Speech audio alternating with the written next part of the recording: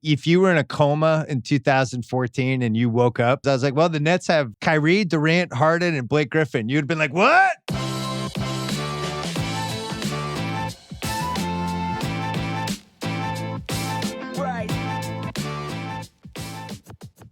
Really quick, before I begin, if you guys can smash the like button for the YouTube algorithm, this seriously makes a huge difference to my videos and lets YouTube know to recommend this video to a brand new audience. So thank you so much for doing that, and let's begin. So Blake Griffin got bought out by the Pistons. They saved $13 million on like $66 million worth of his salary.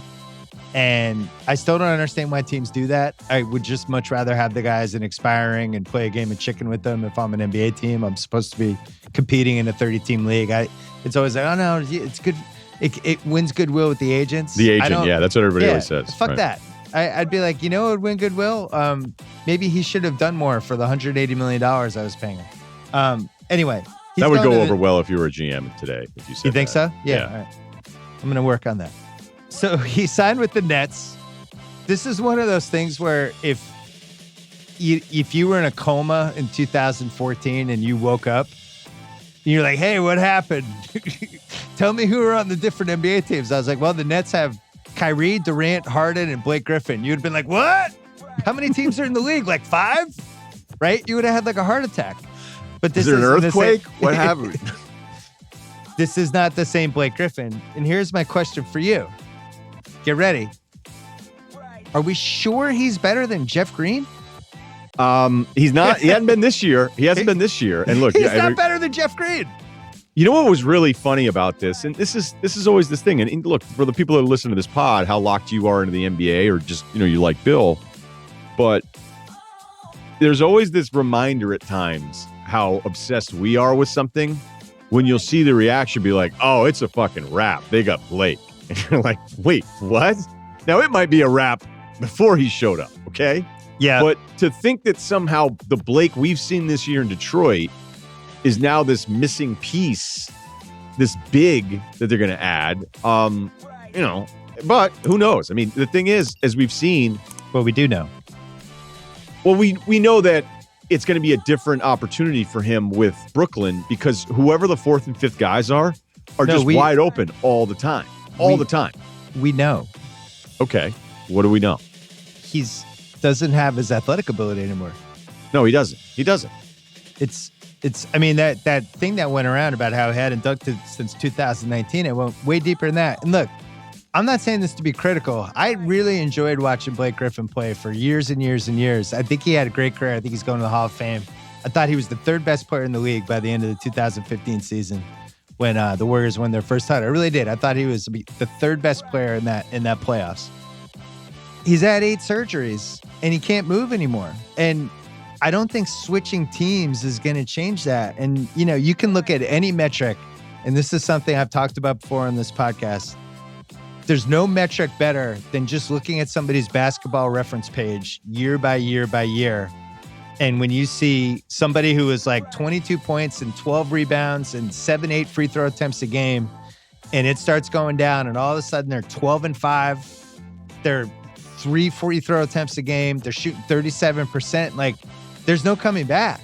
So if the question for me is like, can he be as good as like Larry Johnson on the 2000 Knicks, right? No, so I don't even think it's. Oh yeah, wait, I was thinking of like early Larry Johnson. No, I'm saying Larry Johnson near the end on those Knicks teams when he was like athletically compromised, had a bad back. The Heat series stuff. Yeah, or the 99 finals or the Raptors series next year.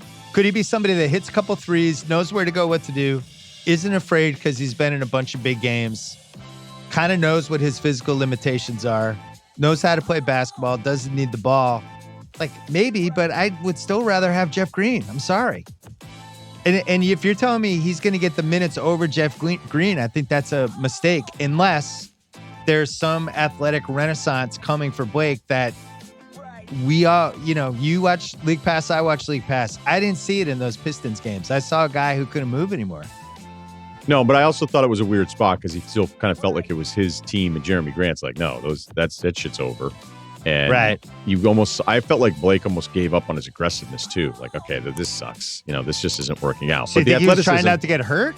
No, I think he was bummed out. I think he was basketball bummed out on top of everything else. And the reason the Nets thing was almost immediate is he and Kyrie are apparently really cool. And the biggest reason why I went to Brooklyn is because of Kyrie.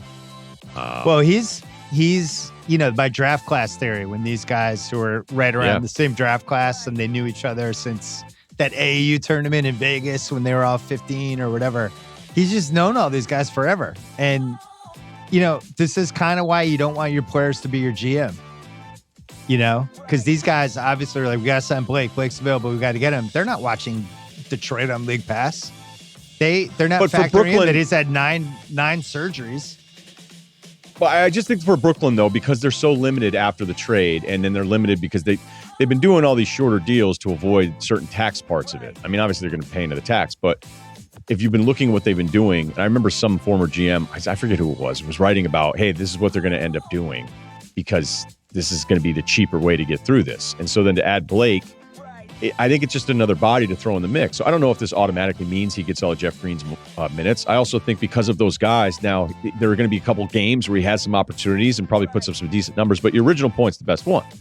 When you go to Basketball Reference and you see a massive decline in rebounds, free throw attempts, steals is usually a good one because it just means percentage. And you're like, okay, so you just don't move around that much. You're not getting to the free throw line as much. You're not fighting for rebounds the way you used to. You're not jumping into passing lanes. You're not. There's an effort thing there because your body just isn't responding the same way. And you're right. You don't see like a guy in those 3-year declines and then have come out the other side of the curve. We're like, oh, cool, he's back to 22 and 10 again. Like, no, it's over. So I think he just went there to be happy. He's tight with Kyrie, and I think he'll have some moments. But the overriding, like, bigger picture reaction to it was like, oh, Brooklyn, like, as if this is unfair. You're going, okay, well, you guys haven't watched him in Detroit at all. As a three-point shooter, he's 33% for his career. He really only had one season that you'd be even a little bit fired up about. His 2019 Pistons season was really good. He took 7 threes a game that year, shot 36% from three, got to the free throw line 7.3 times. So that was 2 years ago. He turned himself into, remember, I mean, back to your years when you had him at peak athleticism, the biggest hang up in his game is you could see he was thinking about a shot. Like he would get it and it should have been up and then he wasn't comfortable. That's a hard thing to develop. And he deserves a lot of credit for that, where he got to the point where it's like, okay, when I get this look, I can't even think about it. And he actually turned himself into a shooter. So, but I think if he's out there, the other team's not guarding him. They're delighted that he's out there. The thing is that there's always like one net you're not guarding because these other 3 guys are so insane. Right. Like look at Brown and these cuts. I mean, look at Joe Harris's numbers right now. Even Jeff Green's had some moments. So I think the scary thing for the rest of the league is just you're always going to be leaving one of those other guys. So that's where I think Blake will probably have a couple moments, but I don't know that it means the difference. I just don't know who Blake's taking minutes from. And if you're telling me it makes more sense to play him than Jeff Green, I don't see it. Because with all the jokes we've made about Jeff Green over the years, you could still switch with him on D. He could still make an open 3. He could still run the 4. So to me, this is like, I actually think it would have been better for Blake to go to a team where that actually could have needed him. That actually like maybe needed real minutes from him. And in my opinion, it was not the Nets. Blake's stats this year is 12-5, 37% shooting, 32% from 3, 3.1 free throw attempts. We'll see. To me, this is, if you're getting the Blake that we watched first half of the season, this is somebody that will be in the Mitch Richmond ceremonial role, not really playing. If they feel like athletically they can bring him back in some way, and that he's telling those guys, I'm not where I need to be yet, but maybe I will be in a couple of months. Give a chance. He's got DJ on that team too. Obviously, they were very close. There is a fun path. Like, look, I'm not saying it's 100% chance that he's done. I would say it's 90. But let's say he actually he worked his way back a little athletically, getting to play Doc if they played Philly, getting to go through Doc, and then in the finals, he could play the Clippers, right? Or Phoenix. Chris Paul would be fun. There's some fun like storylines with him, but I just don't think he's good enough for it to matter anymore.